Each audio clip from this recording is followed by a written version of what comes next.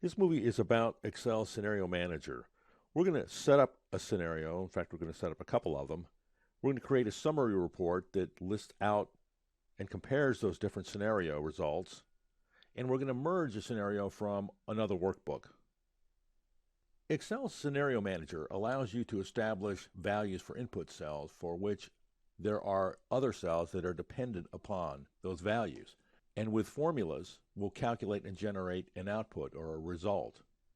So I have a little structure set up here where the input cells have a green fill, and all the other cells with values are output cells, and they're calculated by a formula. We've got unit sales that are sold for a given price. That's extended to the total sales.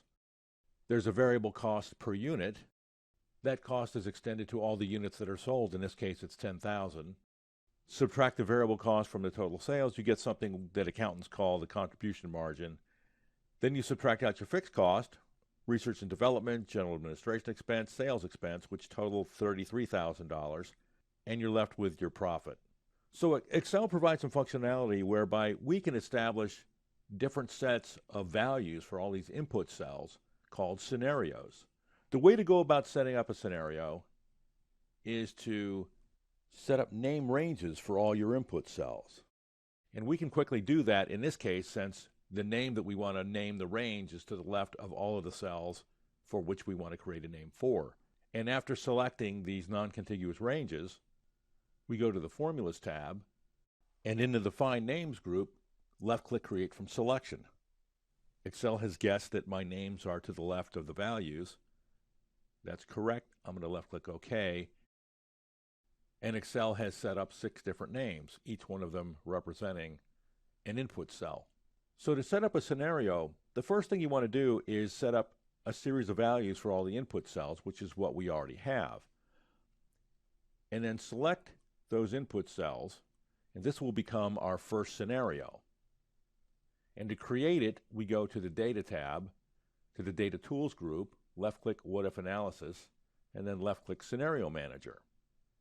We don't have any scenarios. We're not going to yet merge a scenario until we create a few in this workbook. So we're going to add a scenario.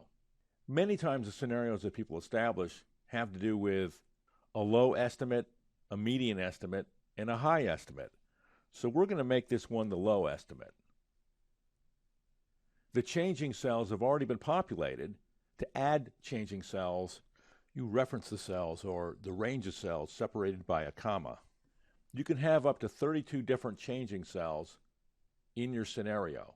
The default comment is created by, and it'll pull this name out of the properties for the spreadsheet on the date, which is the system date.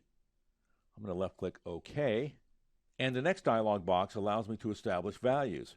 Now, because we named each one of those changing or input cells, the first value we can change, if we want to, is units. But if we didn't name those cells, instead of seeing units there, we would see the cell address, which is D5. So that's an important step so that when you get to this dialog box, you'll have these fields name something that means something. The same thing is true when we produce the summary report, which we'll do in a minute. And this dialog box only shows 5 fields at a time, so you may have to scroll down, and in fact we do, to get to our 6th field. So I'm going to accept these values as the values for the changing cells, is what they're called, the input cells, as our first scenario being the low scenario. And then click Add, because I want to add a mid scenario. The changing cells are going to be the same. I'm going to left-click OK, but we're going to change the values of these cells. And if this was the last scenario that we wanted to set up, we would just left-click OK, but I want to add one more. It's the high estimate. The changing cells are the same. Left-click OK. And now I can establish the values for this scenario. And now I can left-click OK because I have the values established for the 3 scenarios. Left-clicking OK. I can do a number of things here now. I can add another scenario, of course. I can select one and delete it. I can select one and edit it and change the values of the input cells, the changing cells. And I can merge a scenario from another workbook, which we're going to do in a second. Or I can produce a report. And the last parameter that you're defining is the results cell, which in this case for us is D20, which is the profit, which will be the net result of all of these changing cells and their impact on the formulas. It'll culminate into one value, which is the profit. I can produce a scenario summary, which is what we're going to do.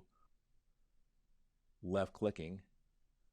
We get a worksheet inserted into our workbook that has a report that is automatically, by default, outlined so that you can collapse different aspects of the report down. And one of the aspects of the report that's automatically collapsed is the comments. I'm going to collapse that back down. So we see our three scenarios, the low, the mid, and the high estimates. And since we didn't create a name for the cell that contains the profit, the bottom of the report shows the results cells as a cell reference instead of a name. So the other option that we have as far as reporting goes is to create a pivot table report, left-clicking OK, and Excel inserts a worksheet and creates a pivot table. Pivot tables were covered in a whole series of movies, so if you watch those movies, you know what this is. And the last thing we can do with scenarios is actually to merge scenarios from other workbooks. If you have a structure in your workbook where you have input cells, and there are formulas that are dependent upon those input cells to generate a result, it could be for a budget, sales forecast, what have you, you can send that workbook out and have independent people set up their own scenarios. And when they send those workbooks back to you, you can go to the main workbook and pull in those scenarios into the main workbook. So we're going to do that.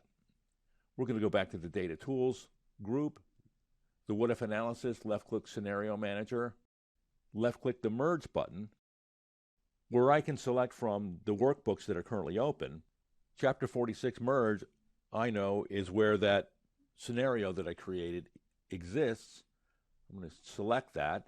And just that quickly, we've merged the scenario that was contained in that workbook into this main workbook. So we have low, mid, high, and merge. And when I create a summary report, you can see the merge values. Pretty optimistic merge values, but there they are. So that's Excel Scenario Manager. We set up a scenario by first naming the cells that are going to become our changing cells. We selected those cells, launched the Scenario Manager, accepted those values as the first scenario, and then set up two other scenarios. And with those three scenarios, we created a report, which includes the option to set up a summary report or a pivot table report, and then we merged the scenario into our workbook from another workbook.